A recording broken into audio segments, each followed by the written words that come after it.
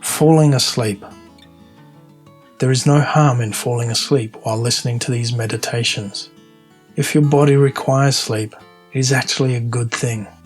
However, there's a good chance you'll not be getting the extra benefits that are embedded within the meditations. Sometimes you may feel like you've fallen asleep when actually you've merely been in a very deep meditative trance. The best way to tell is if you wake up at the end of the meditation. If you do wake up at the end, this means your unconscious mind was listening to everything and you were most likely in such a deep trance that it felt like sleep. If you find that you wake up sometime after the meditation has ended, there's a good chance that you'd fallen asleep.